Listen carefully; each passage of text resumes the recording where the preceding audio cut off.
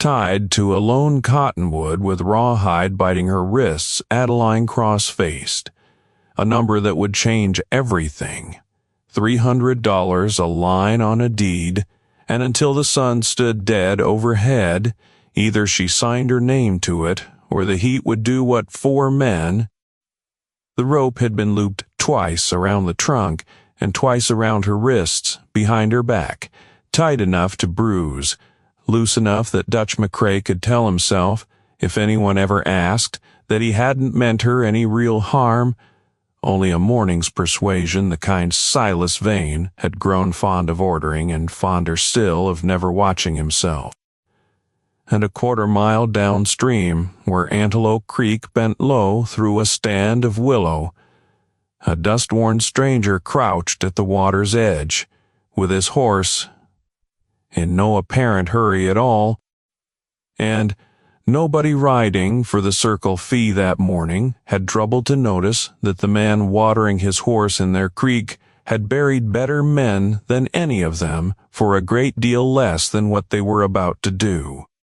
Nobody in that dry waiting country could have guessed, watching him work the girth strap loose and let his gelding drink, that the stranger's name was Gideon Marsh, or that he had once ridden 3 years for the Wyoming Stock Growers Association, pressuring stubborn homesteaders off land big cattle wanted, until a job on the Powder River taught him precisely how far men like Vane were willing to go once persuasion stopped working, and he had turned in his contract and his gun and told himself he was done. Nobody could have guessed that before the sun cleared its highest point over Antelope Flat, Gideon would recognize something in the particular careless cruelty of a rope tied twice around a cottonwood that he'd seen before in another territory on another widow's land, and that recognizing it would cost Silas Vane every quiet arrangement he'd spent 4 years building. If stories about the quiet ones, the ones who don't announce what they carry until the moment demands it, are the kind that keep you up past midnight, stay with this story to the end, because Adeline's morning at that tree is not where it ends. It's only where it begins. Now, let's go back 2 hours, to the dust and the drought and the ordinary Tuesday nobody in Larkspur expected to turn into the day the Circle 5 finally overreached. Her name was Adeline Cross. She was 26 years old, and it was the last week of July in the summer of 1881 on Antelope Flat in the southern reach of Wyoming Territory, where the grass had gone the color of old rope and every creek in 40 miles but one had already run down to a trickle of cracked mud. This is the story of the morning Silas Vane's men tied her to a cottonwood to make her sign away the only water left on the flat, and the drifter who happened to be watering his horse downstream when they did it.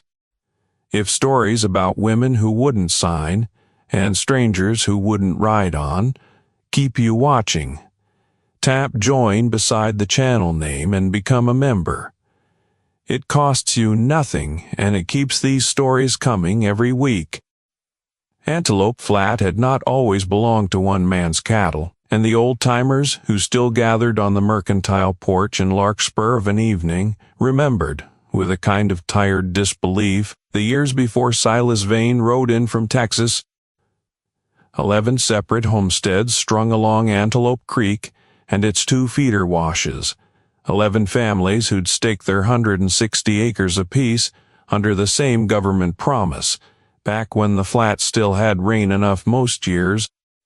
That had changed the way most bad things change on open range, slowly, then all at once. Vane bought out the first 2 families fair and square in his first year. Decent prices for played-out claims whose owners were glad to be shed of the work, and the county had liked him for it, had called him a builder, a man bringing real capital to a hard country. It was only later, once the drought set in for its 3rd straight summer, and every acre without direct creek frontage turned to dust that wouldn't hold a cow past June, that Larkspur understood what Vane had actually been buying, not land, but the water under it, one claim at a time. Until the Circle 5 held every foot of Antelope Creek's flow except the last quarter mile, which ran stubbornly straight through the middle of Adeline Cross's 160 acres. Adeline and her husband Thomas had come out from Ohio 5 years before, young and unproved, and armed with nothing but a wagon load of tools and the particular blind confidence of people who have never yet been told no by a piece of ground. Thomas had a gift for reading water that no amount of book learning could teach a man. He'd walked the whole flat, their first spring tasting soil, and watching where the antelope grazed longest in a dry season, and he'd staked their claim on the one stretch of the creek that never quite ran dry even in August. A decision the neighbors called lucky at the time, and Silas Vane, 4 years later, called an inconvenience. Thomas had built the cabin himself, plank by plank, and dug the well by hand, when the creek ran low. And in 5 years of hard, unglamorous work, he'd turned 160 acres of unpromising grass into the kind of small, solid operation a man could hand down to children. If the drought, and the distances, and everything else the frontier threw at young couples ever gave them the chance to have any. Adeline had loved him for the patience in it, the particular way he never once, in 5 years, spoke of the work as a burden, only as a thing they were building, together, one plank and one dry season at a time. Silas Vane had made his first offer for the Cross homestead 18 months earlier, a fair enough sum on paper, delivered over coffee at their own kitchen table, with the easy, expansive friendliness of a man used to getting. Thomas had turned it down politely, twice more that year, each time with the same patient explanation that the water on their land wasn't for sale at any price, because water was the one thing on the flat that couldn't be replaced once it was gone from a family's hands. And each time his smile had cost a little more effort to hold in place. The fourth offer, delivered 7 months ago, in the cold tail end of a hard winter, had come with a number nearly triple the first, and a warning underneath it, thin as a blade under silk, that a man ought to think hard about what happened to families who held out too long against a drought that showed no sign of breaking.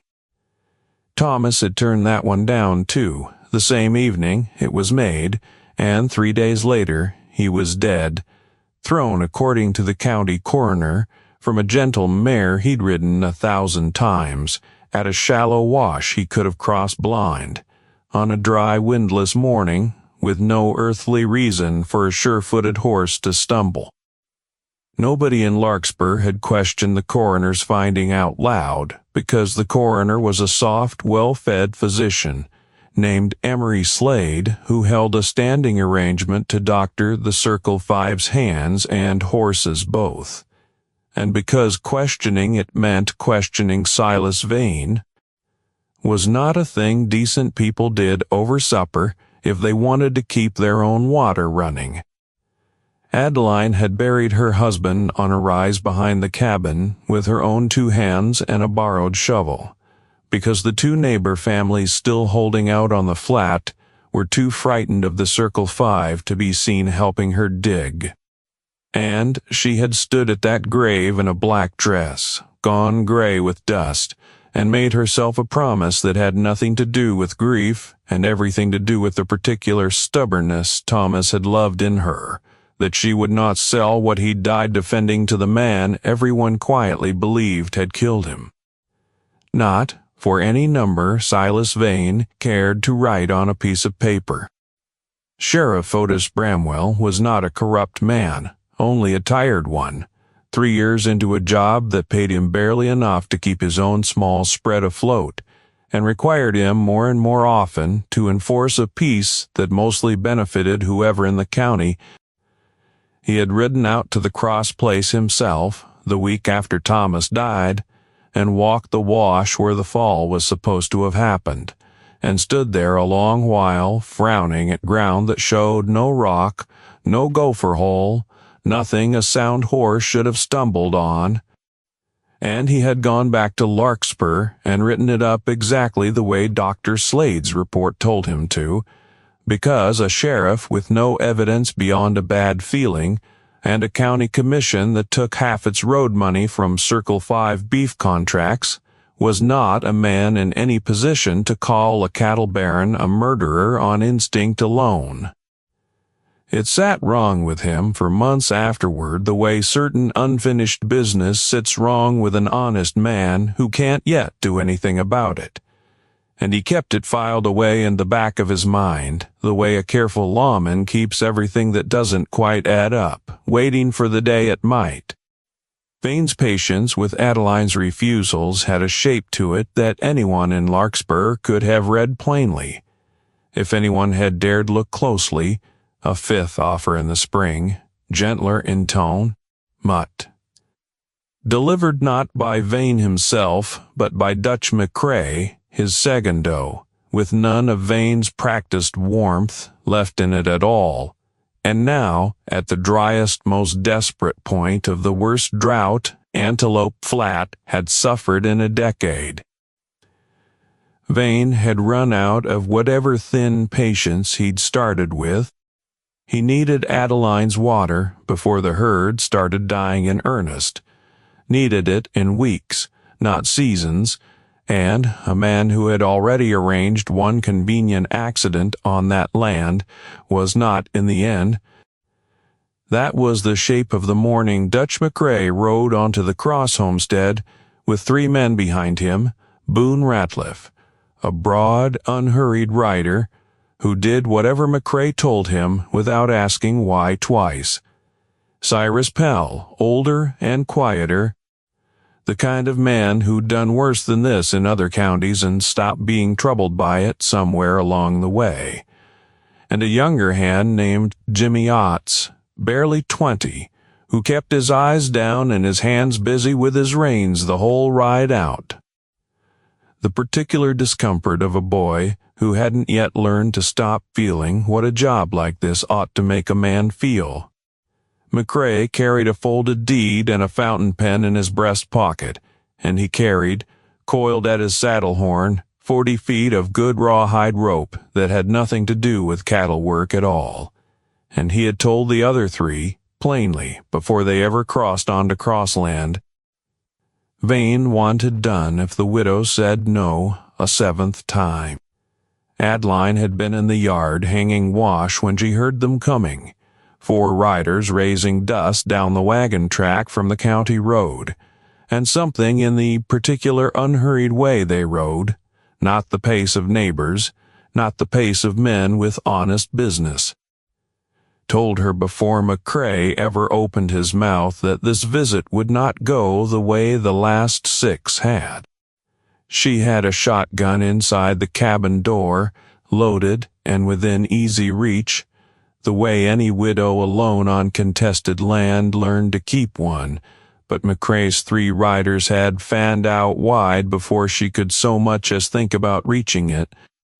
Boone Ratliff, swinging down between her and the cabin door with the easy confidence of a man who'd done this exact maneuver before, and by the time she understood what was actually happening, Cyrus Pell already had her by both wrists. Cross McCrae stayed mounted, looking down at her with the flat, unbothered patience of a man discussing weather. Mr. Vane's grown tired of asking nice. "You're going to sign this deed today, out here in the open air where there's nobody to interrupt us, or you're going to stand in that heat and reconsider until you do your choice, which? I've given you my answer 6 times. Adeline kept her voice steady, though Pell's grip had already left white marks rising on her skin. It hasn't changed, and it isn't going to. Funny thing about the sun this time of year. McCrae swung down at last, unhurried, and lifted the coiled rope off his saddle horn. Man forgets how persuasive it can get, standing in it a few hours with nothing to drink and nothing to do but think on his own stubbornness. Figure a lady might find it educational too. They walked her the 60 yards to the lone cottonwood standing at the edge of the yard, the only real shade tree on the whole 160 acres, planted, Thomas had told her once, by whoever'd first grazed cattle through this country a generation before either of them, working with the unhurried competence of a man who had clearly done this before in some other county, who looped the rawhide twice around the trunk and twice around her wrists behind her back, cinching it snug enough to hold and loose enough, he said, almost gently, that she wouldn't lose feeling in her hands before she came to her senses. Jimmy Ott stood off to one side through the whole business, not meeting her eyes. And it was the boy's obvious discomfort, oddly, that told Adeline more clearly than McCrae's flat patience exactly how far Silas Vane's people had already decided they were willing to go. Somebody ought to sit with her. Ott said it low, mostly to Boone Ratliff, not quite able to keep the unease out of his voice. It's near 100 degrees already, and it'll be worse by noon. McCrae folded the deed, and set it, and the pen, on a flat stone at the base of the tree where Adeline could see them plainly. Nobody's stopping her from signing right now and walking straight back, inside, for water. That's the whole point, boy. Every hour she waits is her choice, not ours.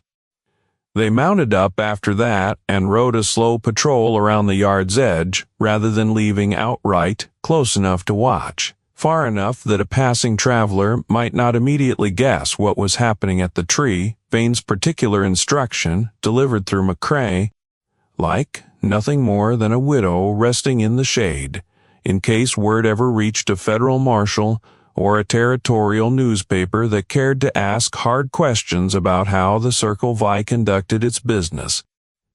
It was a careful kind of cruelty, the kind that left a trail thin enough to deny, and it might have worked exactly the way Vane intended if a stranger hadn't already been sitting his horse at the creek bend a quarter-mile downstream, since well before sunrise watching the whole flat with the particular idle attention of a man who had learned the hard way never to trust a morning that looked too ordinary. Gideon Marsh had ridden on to Antelope Flat 2 days earlier, with no business there at all beyond passing through on his way toward the railhead at Rawlins, a lean, sun-worn man in his early 30s, who carried himself with none of the swagger a stranger might expect from someone who'd once made his living the way he had. And he had stopped at Antelope Creek that particular morning, for the same plain reason any sensible traveler stopped at good water in a drought summer to rest his horse and refill his own canteens before the long, dry stretch ahead. He'd noticed the Circle V's cattle first, thin and restless along the dying grass to the north, and then the fresh wheel ruts of a wagon track that hadn't been there the evening before. And a man who'd spent 3 years reading exactly this kind of country for the Stock Growers Association didn't need much more than that to understand he'd wandered into the tail end of somebody's water dispute. He'd meant to stay well clear of it. That was the plan he'd made for himself 18 months earlier, riding away from the Powder River country with his contract torn up and a debt to his own conscience he doubted he'd ever finish paying. Stay clear, mind his own trouble, let other men's range wars be other men's business. That plan lasted exactly as long as it took him to see 4 riders walk a woman to a lone cottonwood and tie her wrist behind her back in the rising heat of a 100-degree morning. He didn't move at first, watching from the willow stand, with the particular stillness of a man doing arithmetic he didn't want to be doing, 4 armed riders against 1, a woman he knew nothing about, land he had no claim to, and a promise to himself made over 2 graves he'd helped fill in another territory. that he was done inserting himself into other men's cruelty. But he watched McCrae's patrol settle into its slow circuit around the yard, and he watched the woman straighten her spine against the tree, the exact particular way a person straightens when they've decided pain is easier to bear.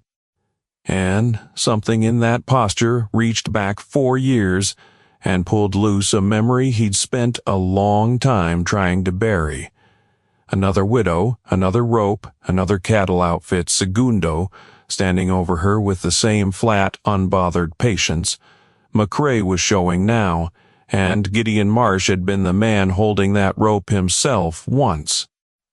On the job, he still woke from some nights with his jaw clenched so hard it ached by morning.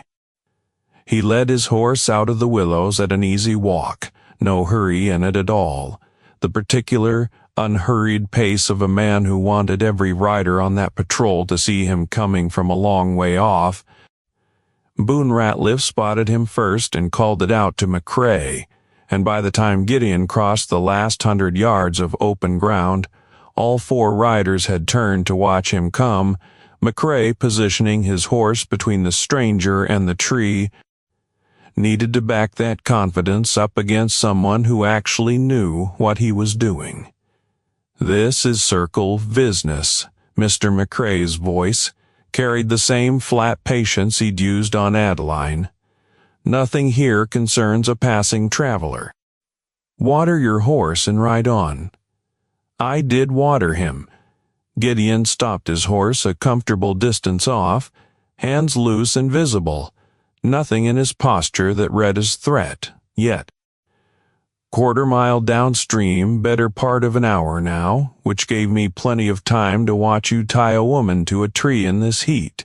Figured I'd ask what that's about before I decide whether riding on's the right notion. It's about a debt owed and a signature overdue. And it's about you minding a stranger's manners in country you don't know the first thing about. McCrae's tone hardened by a careful degree testing. I'll say it once more, friendly. Ride on. He's not a debtor. Adeline's voice carried clear across the yard, horse all ready from the heat but steady. I don't owe Silas Vane 1 cent. He wants my water, and my husband told him no. 4 times before somebody killed him for it, and now his man's trying to make me sign it away with a rope instead of an offer. The word killed landed in that yard like a drop plate, and Gideon watched something flicker fast across Cyrus Pell's face. Not surprise, exactly. McCrae's own expression didn't move at all, which told Gideon considerably more than if it had. Widows grieving and confused. McCrae said it easily, to Gideon rather than to Adeline, the tone of a man explaining an inconvenient relative's behavior to a stranger. Her husband fell off a horse. Happens on this range more than city folk understand. Nobody killed anybody, and none of it's your concern, regardless. Last chance to ride on peaceable. Gideon didn't move his horse an inch. Man ties a woman to a tree in 100-degree sun to get her signature. I find that concerns me plenty, whatever the paperwork's about. He kept his voice as level as McCrae's own, matching flatness for flatness. The particular register he'd learned over 3 hard years meant considerably more than a raised voice ever could. I'll make you an offer instead of a threat, since that seems to be the local custom around here. Cut her loose, ride back to whoever sent you, and tell him the water stays hers a while longer. That's a fair morning's work for everybody, and nobody has to find out today whether I'm as easy to run off as I look. Enjoying this story? Hit the join button by the channel name to support the channel directly. It makes stories like Adeline's possible every single week.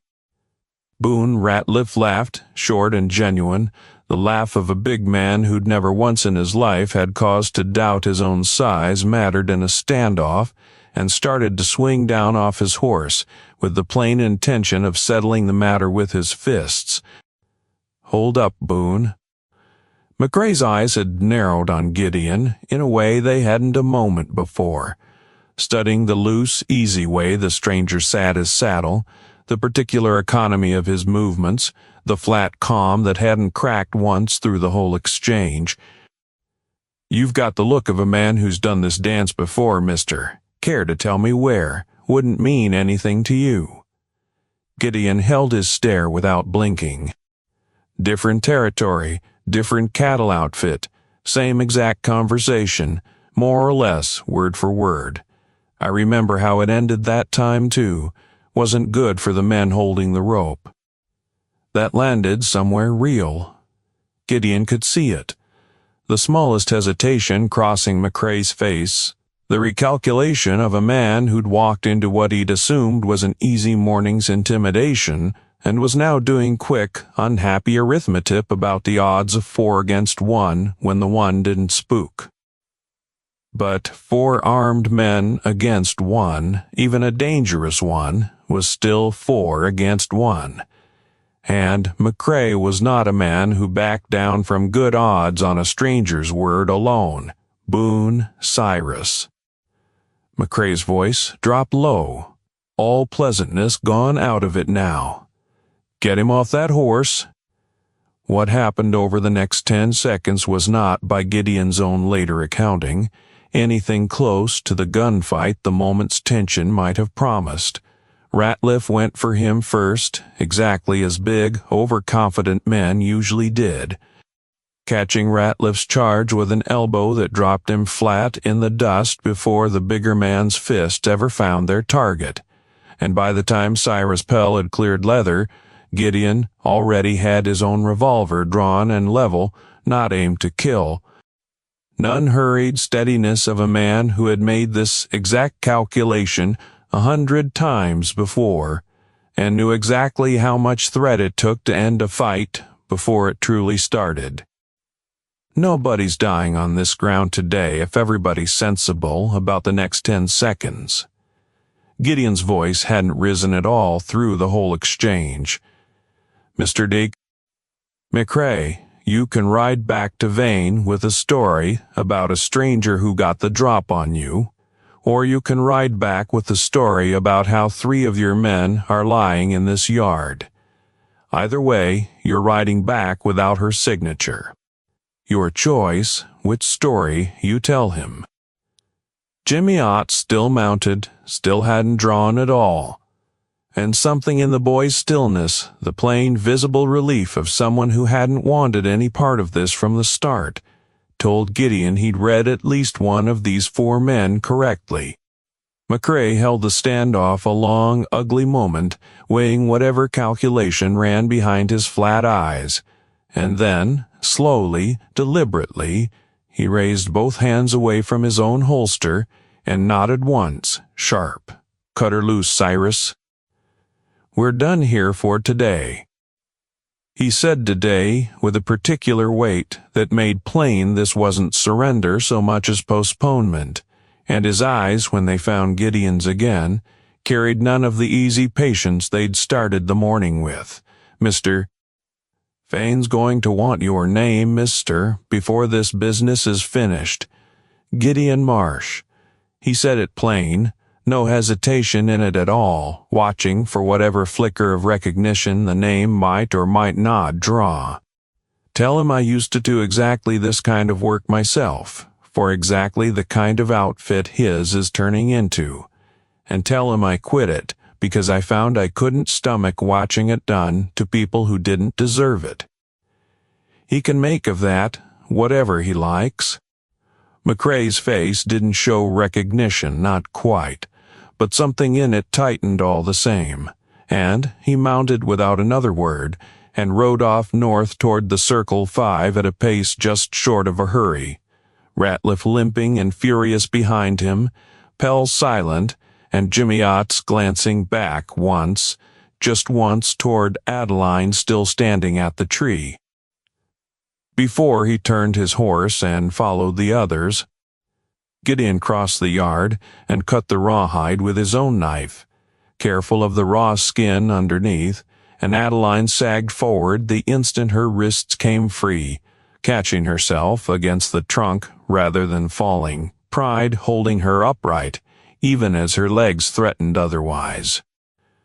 "You didn't have to do that."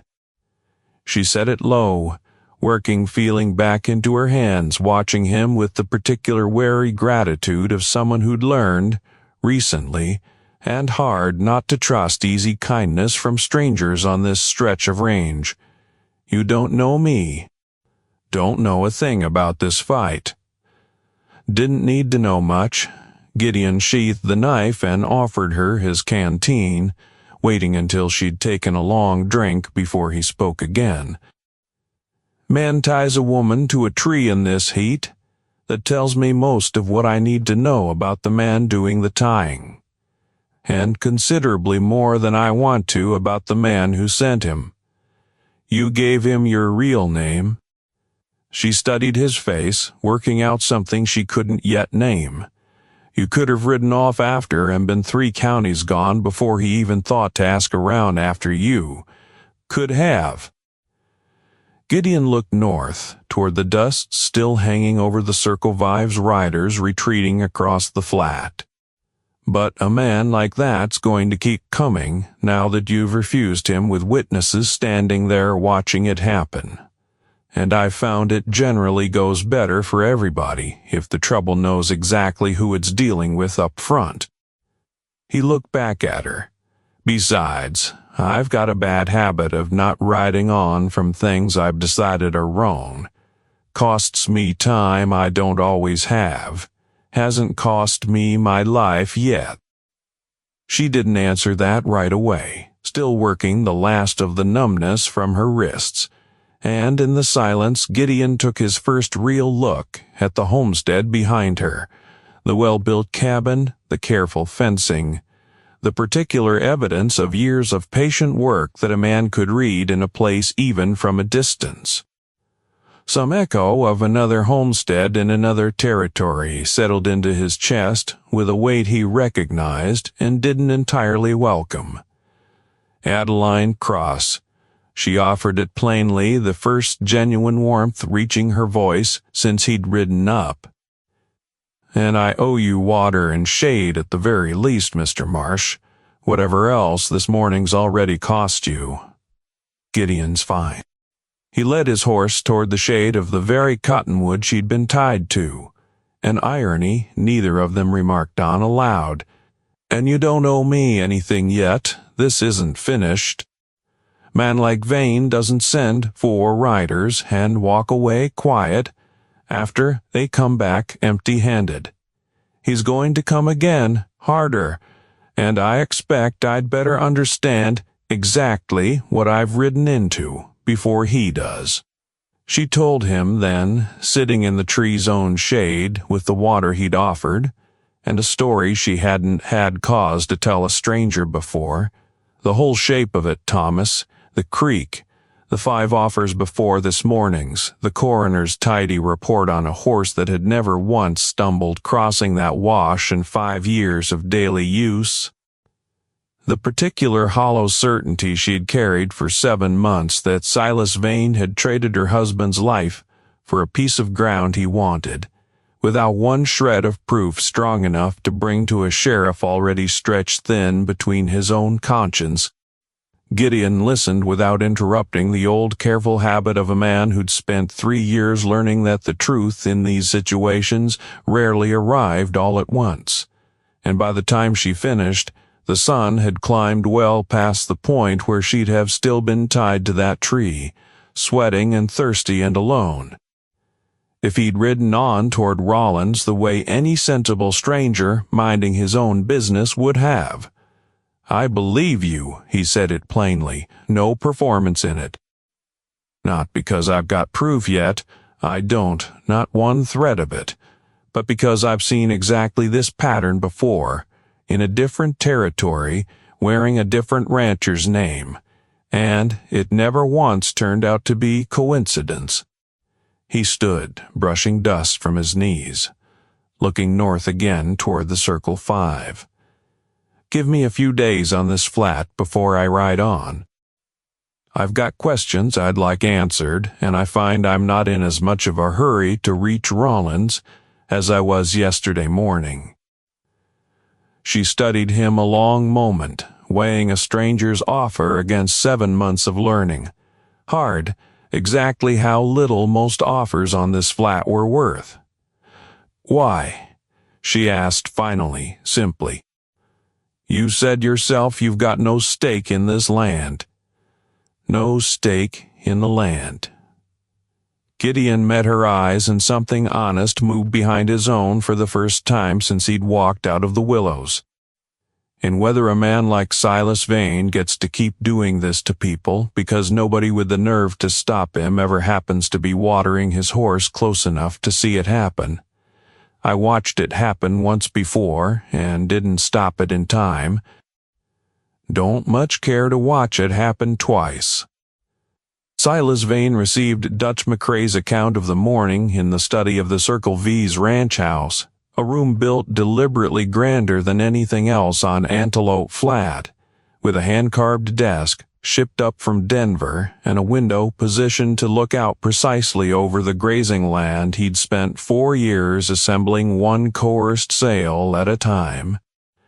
And he listened to the whole humiliating account, 4 armed men turned away by one stranger, a name volunteered freely, a threat delivered plain, with an outward stillness that fooled Dutch McCrae not at all, because McCrae had worked for Silas Vane long enough to recognize exactly what that particular quiet meant. Gideon Marsh. Vane repeated the name slowly, turning it over, and something behind his eyes sharpened in a way that told McCrae the name meant considerably more to his employer than it had to him. Stock Growers Association, 3 years. Powder River Country. Before that went sideways on all of them. He said it like a man reciting facts he deliberately committed to memory some while back. Every cattleman who ran cattle through that association's territory in those years knows that name. Man was supposed to be the best regulator they had, right up until he decided he had a conscience about it and quit in the middle of the biggest range clearing operation Wyoming's seen in a decade. Vane rose from his desk, walking to the window, studying the flat with the particular hungry patience of a man who had never once, in 4 years, let a setback slow him for longer than it took to plan around it. Man like that doesn't scare, and he doesn't ride on once he's decided something's his business. I've dealt with his kind before, elsewhere. It never once ended cheap. Want me to take more men out there? Finish it proper this time? Vane's answer came fast, sharp enough that McCrae straightened. I want you to leave that homestead entirely alone for the next week, and I want you to find out everything you can about how Marsh spends his days on this flat, without him noticing anyone's asking. A man like that doesn't get careless twice, but he does get comfortable, given enough time to believe he's won something, and comfortable men make mistakes that careful men don't. He turned from the window, and whatever warmth Vane still cultivated for county commissioners and Larkspur shopkeepers was entirely absent from his face now. Meanwhile, I want Emery Slade at my table tonight, and I want to know exactly how solid that horsefall finding of his actually is, because if Marsh starts asking questions about how Thomas Cross really died. That single instruction, spoken quiet, in a locked study, to a man who had every reason to keep his employer's secrets, was the first thread Gideon would eventually pull loose, though it would take him the better part of 2 weeks a hard ride to the Territorial Land Office in Cheyenne. The days that followed settled into an uneasy, watchful rhythm neither Adeline nor Gideon spoke of directly. He took a room at Larkspur's single boarding house, rather than presume on her hospitality, and every morning he rode out to the Cross homestead and found some piece of work gone undone in 7 months of a widow managing alone, a sagging corral rail reset plumb, a leaking stock tank patched. The cabin's storm shutters rehung true before the season's first real wind could tear them loose, and he never once asked permission before he started, and Adeline, watching him from the porch those first few mornings, found she didn't much mind the asking being skipped. The particular way she might have minded it from almost anyone else Larkspur could have sent her. It was on the 5th of those mornings, walking the fence line at the creek's edge, while Gideon checked the water's flow against a mark Thomas had once scratched into a fence post to track the drought's progress, that he stopped hard at that same post and crouched. Fresher mark cut into the wood a few inches below the old one. This is new. He looked up at her. Somebody's been out here measuring your creek's flow, and recent, the cut still pale, hasn't weathered a week yet. Adeline hadn't noticed it, hadn't thought to look that closely at a fence post in the exhausting daily business of simply keeping the place running, and something cold moved through her at the sight of it, evidence small and precise. That Silas Vane's people had been on her land measuring her water's worth, even in the days since McCrae's men had ridden off empty-handed.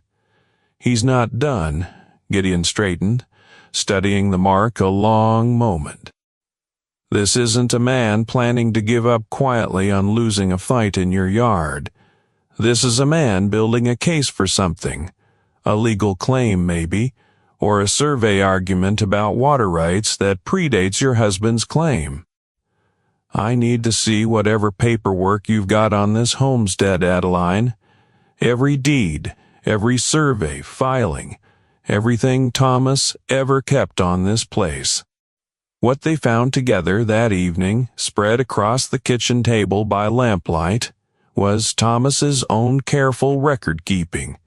The original claim, filing from 5 years back, the water rights registration he'd filed the same season.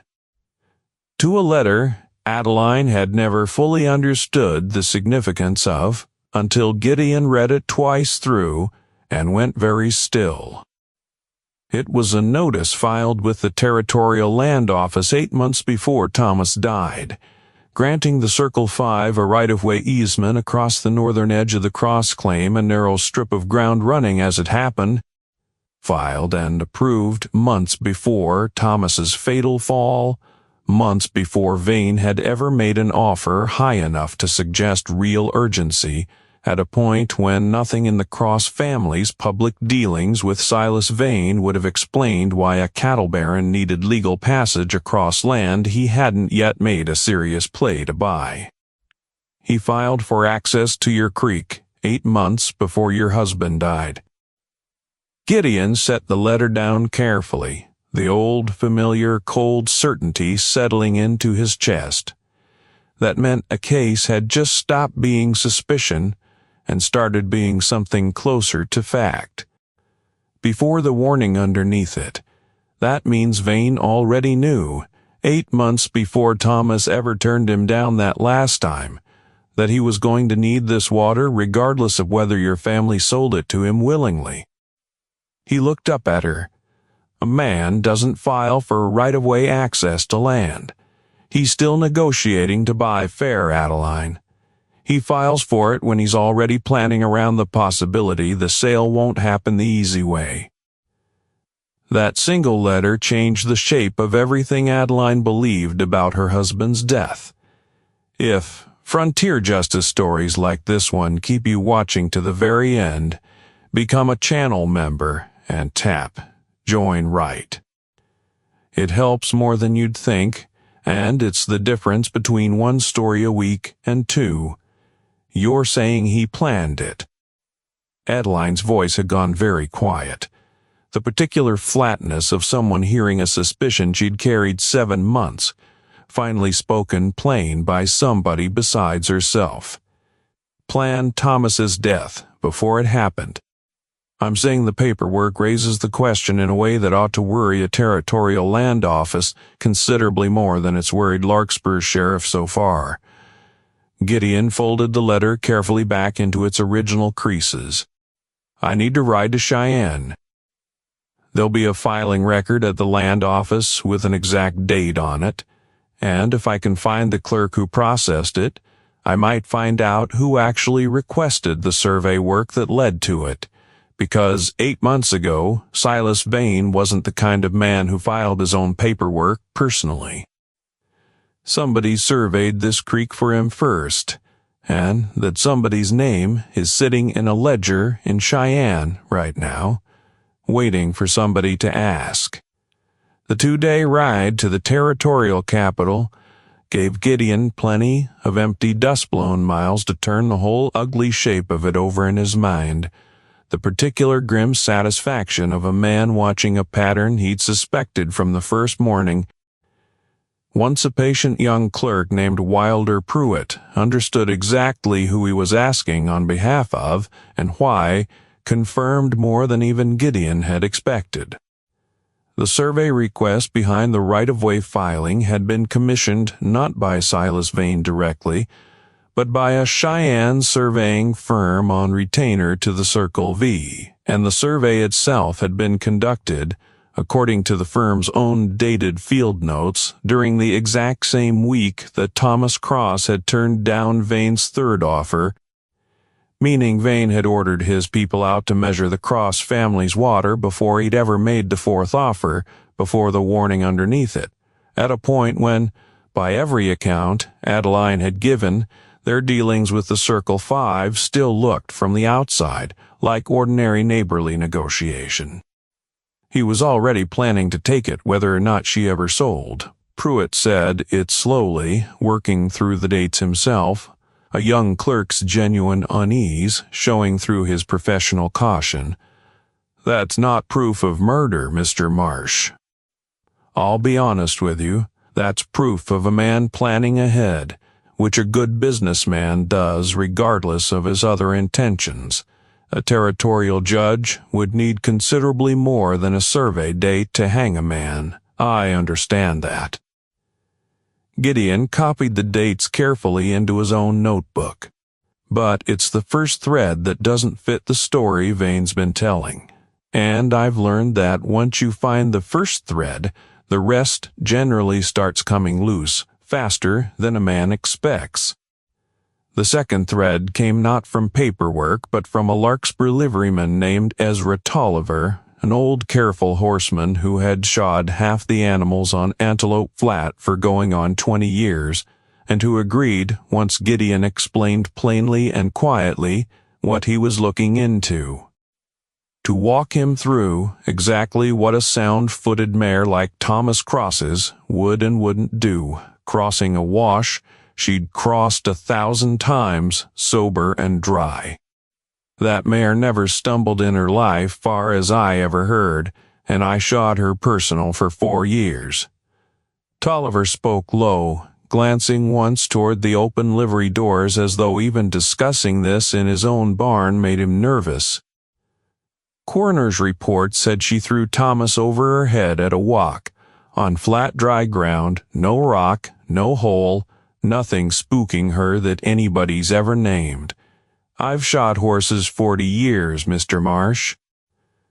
That doesn't happen to a mare that gentle on ground that flat, not without something forcing it. What would force it? Tolliver hesitated a long moment before he answered, weighing whatever risk still sat in the answer even now. Cut cinch strap, maybe, worn thin.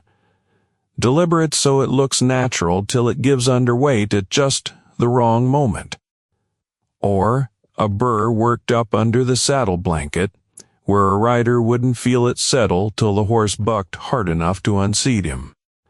Either one read to Emery Slade anyway, Exactly like a horse stumbling clean if Slade wasn't inclined to look too close at the saddle itself afterward, and, far as I ever heard, nobody thought to check the saddle at all. It went straight back into the Cross barn the same evening, same as always. That saddle, still hanging in the Cross barn 7 months later because grief had left Adeline unable to face sorting through Thomas's tack, yielded its answer the following afternoon under Gideon's careful examination, a cinch strap that showed, on close inspection, deliberate scoring of a blade worked part way through the leather from the underside, precisely where a rider's weight and a horse's stride would eventually finish the job the knife had started, time to fail not immediately, but within a ride or two of whenever it had been cut. Somebody was in your barn. Gideon held the strap up to the light, studying the cut mark a long, silent moment. Sometime shortly before Thomas died. Cut this deliberate, deep enough to fail soon, but not so deep it'd snap the first time he saddled her, which tells me whoever did it wanted it to look exactly like ordinary bad luck on an ordinary ride, weeks after the cutting itself, so nobody would think to connect the two.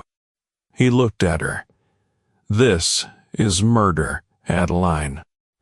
Careful, patient, deliberately disguised murder, and I believe I know now who ordered it, and very likely who did the actual cutting, but knowing it and proving it plain enough for a territorial judge are two different mountains, and 3 days after Gideon returned from Cheyenne, Silas Vane came to find himself at the Larkspur Saloon over a hand of cards neither man had any real interest in playing, settling into the chair across from him with the easy, deliberate friendliness of a man testing exactly how much rope a dangerous stranger might be willing to give him.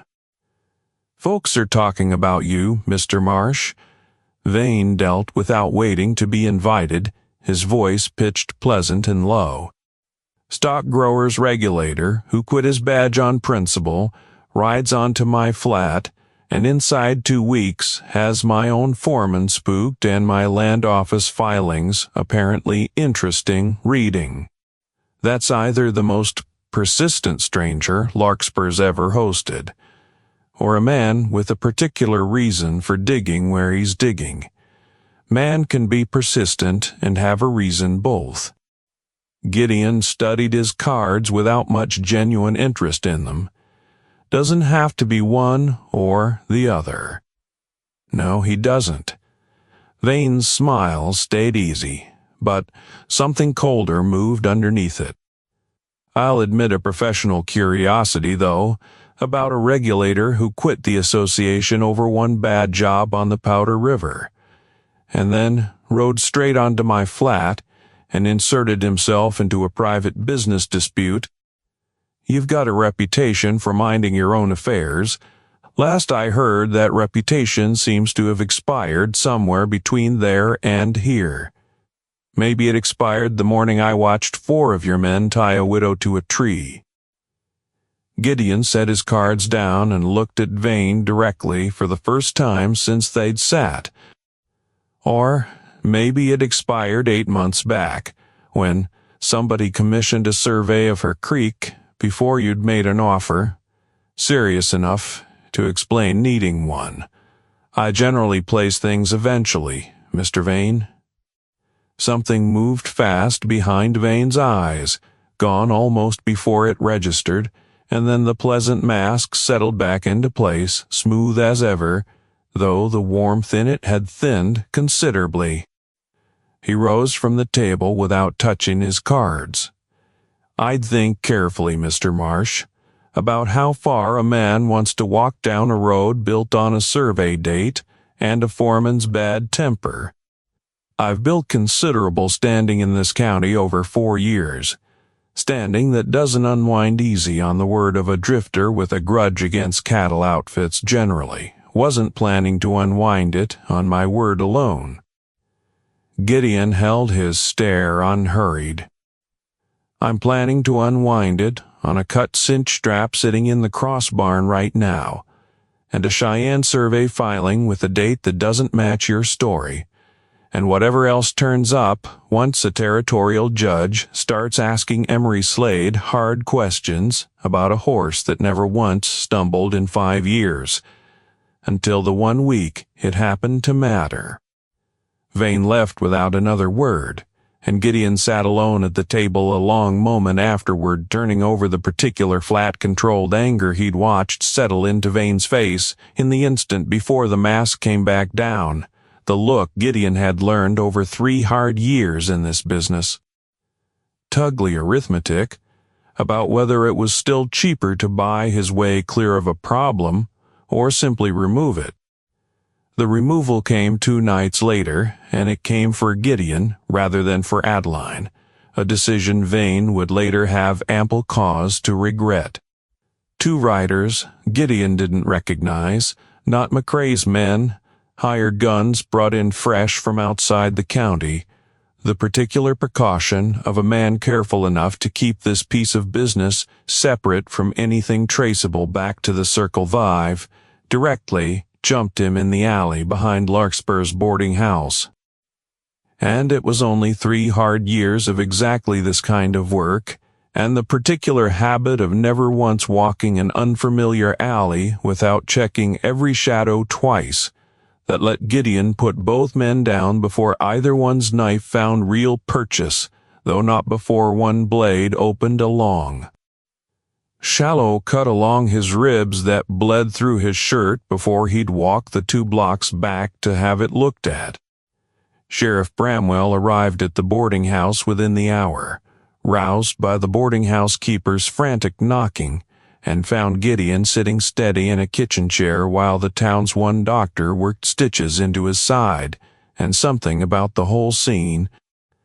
A stranger who'd survived exactly the kind of ambush that had killed Thomas Cross without anyone officially admitting a murder had happened at all, finally moved the tired lawman past the careful self-protective caution. "I've had a bad feeling about that horsefall finding since the morning I walked that wash myself," Bramwell said it low, watching the doctor work, his own jaw tight. Never had cause strong enough to act on a feeling. Not against Silas Vane, not with half the county commission taking road money off his beef contracts. But 2 hired men jumping a stranger in my own town's alley the same week, he starts asking hard questions about Vane's business. That's not a feeling anymore, Mr. Marsh. That's a pattern, and I've been waiting 7 months for a reason strong enough to finally act on one. What Gideon laid out for the sheriff over the following hour, the survey date that predated any serious offer. The cut cinch strap still sitting in the cross barn, Ezra Tolliver's professional certainty that no sound mare stumbled that way. And now 2 unidentified hired men lying dead in an alley. The same week the questions started cutting too close, gave Bramwell exactly the pattern he'd needed, laid end to end, and by morning the sheriff had ridden to Cheyenne himself to secure a territorial marshal's backing before he moved against a man with Silas Vane's standing and Silas Vane's money. It took another 4 days to bring the whole reckoning to Larkspur's main street. 4 days Vane spent, Gideon suspected, weighing whether to run for the territorial line while he still could, and deciding, in the end, at 4 years of built standing and a genuine belief in his own untouchability, both unnecessary and beneath his dignity. He was wrong about that, the particular fatal wrongness of men who have gotten away with too much for too long to believe the reckoning when it finally arrives. They took him on the courthouse steps at midday, in front of near enough the whole county to make certain nobody could later claim the reckoning had happened quietly, in some back room where money and a smooth voice might have talked a way clear of it. Sheriff Bramwell Territorial Marshal named Coyle summoned from Cheyenne on the strength of the survey filing and Tolliver's sworn statement, and Gideon standing a few steps back, watching, his ribs still bandaged tight under his shirt as Vane crossed the plaza toward what he still believed, right up until the moment Bramwell's voice carried across the square. Was an ordinary morning of county business. Silas Vane. Bramwell's voice carried loud and clear enough to reach the far edge of the gathering crowd. I've got a survey filing dated 8 months before Thomas Cross died, commissioned by your own retained firm, measuring water rights you had no legal claim yet to measure. I've got a cinch strap cut deliberate by a blade, and a liveryman's sworn word that no sound horse stumbles the way Thomas Cross's mare supposedly did, and I've got 2 dead men in my own town's alley, hired within days of a stranger starting to ask questions your own foreman couldn't answer honest. I expect you've got an explanation for all of it, Mr. Vane. I expect it had better be a considerably better one than the story Emery Slade wrote up 7 months back. For one long-held moment, Vane's face didn't move at all, the particular careful stillness of a man calculating whether smooth words might still carry him past this the way they'd carried him past everything else on this flat. Watched the exact instant a man who had built his entire fortune on the assumption that money outran justice on the frontier understood, too late, that this particular morning it had not. Dutch McCrae, standing near enough to hear the whole accusation laid bare in front of the crowd he'd ridden with for 4 years, made the choice a cornered man makes when he finally understands his own employer has run out of ways to protect him. His hand moved fast toward his own holster. In an instant, that shooting his way clear is better than standing trial for a murder he'd very likely committed with his own hands on Vane's instruction.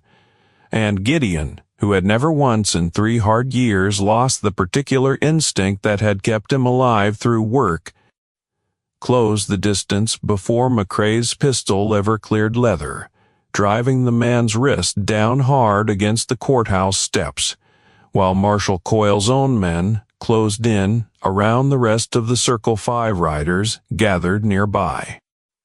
You cut that cinch strap yourself, didn't you?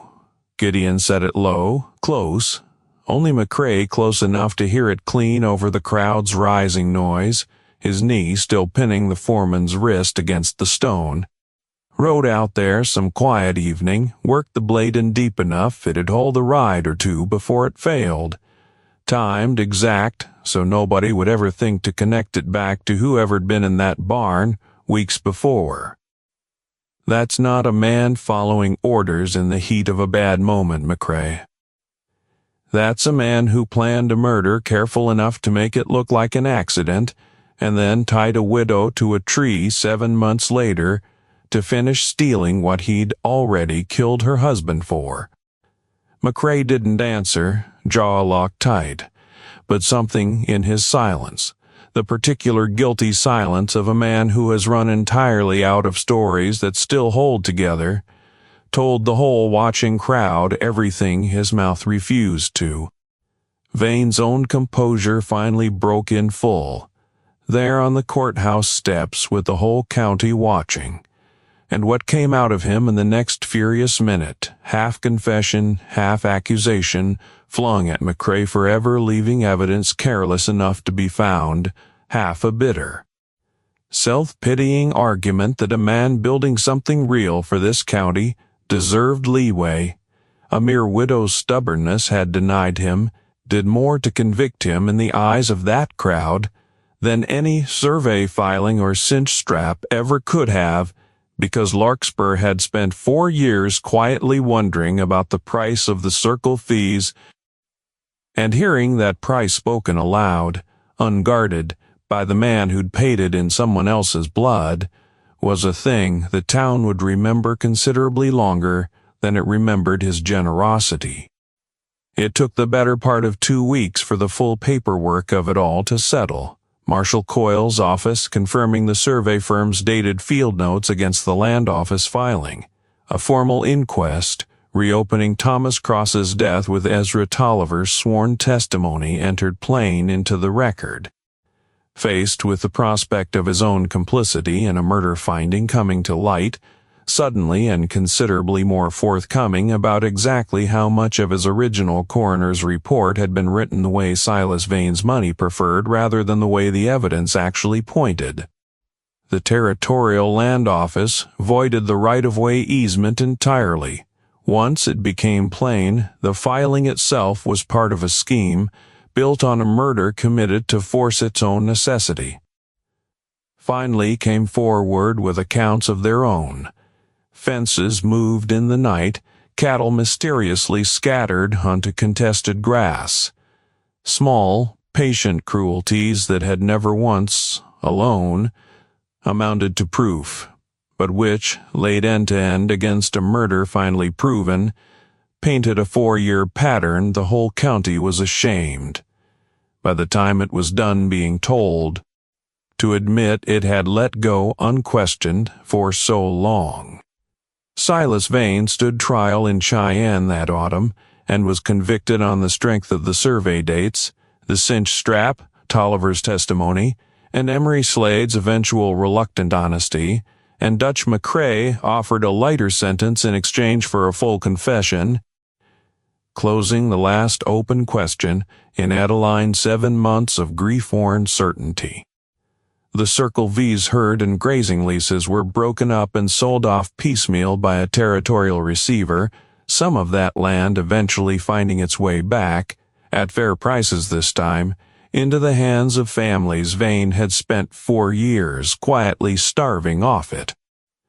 Adeline stood again at the very cottonwood where she'd been tied that first hard morning, months later, in the cooler light of early autumn with the drought finally broken, and Antelope Creek running clean and full again along its whole original course, and she found she didn't flinch anymore at the sight of the tree the way she had those first weeks after. Found, instead, that she'd started to think of it as the place her husband's murder had finally started coming to light, rather than merely the place she'd nearly broken under a cattle baron's patience. Gideon had stayed on Antelope Flat through the whole slow unraveling of it. First, as a witness the territorial marshal's office needed close at hand, and then, once the trial's business finally concluded, simply because neither of them had found a good enough reason for him to ride on toward Rawlins after all. "You could still go," she said it to him one evening on the porch, watching the last light settle gold over grass that was finally, after 3 hard years, showing real green again. Rawlins is still there. The railhead's still hiring men who know range work half as well as you do. Nobody would think less of you for finishing the trip you started. Good. Gideon considered the grass a long moment, the particular stillness of a man weighing a question he'd already quietly answered for himself some weeks back. "Turns out I like this flat better than I expected to, though, watching the water come back into it. And I've found I don't much care for the idea of leaving before I've seen how a story turns out, once I've gone to the trouble of getting this far into the middle of it. That's a strange way for a man to talk about staying." Adeline allowed herself a small smile, the first real lightness she'd let herself feel toward a future that had seemed, 7 months ago, entirely swallowed by grief and a debt she couldn't pay. "Almost sounds like you're asking permission." "Might be exactly what I'm doing." He met her eyes plainly, no performance in it at all. "This is your land, Adeline, your fight, your water, your husband's memory. I've got no claim here beyond what you're willing to offer one, and I'd rather ask plain than assume anything I haven't earned." She was quiet a long moment, turning that over the way she turned most things over now, carefully, having learned the hard way what could hide underneath an easy answer. Thomas built this place, believing a person could put down roots somewhere and trust the ground to hold them up. She looked out over the creek, running full and clear in the last of the light. I stopped believing that for a while after he died, started thinking the only thing this flat actually rewarded was whoever had the meanest reputation and the least conscience about using it. She looked back at Gideon. You rode in here with neither of those things and stayed anyway, past the point any sensible drifter would have ridden on. I think that's earned considerably more than permission, Gideon Marsh, if you're asking honest. He didn't answer that in words right away, only reached over and took her hand, careful of the faded rope marks still visible on her wrist in certain light, and held it the way a man holds something he intends to keep holding for considerably longer than one autumn evening. Watered clean and green, again for the first time in 3 hard years, kept its own quiet counsel about whatever came next, the way good land always does for people patient enough to earn it honest. The membership plate at the county courthouse still lists the Cross homestead under Adeline's name alone, the way she insisted it stay filed. 160 acres of water rights that no cattle baron's survey crew ever managed to steal. If you ask them plain, exactly how the widow held her ground against the Circle Vive, and exactly what kind of stranger happened to be watering his horse downstream the one morning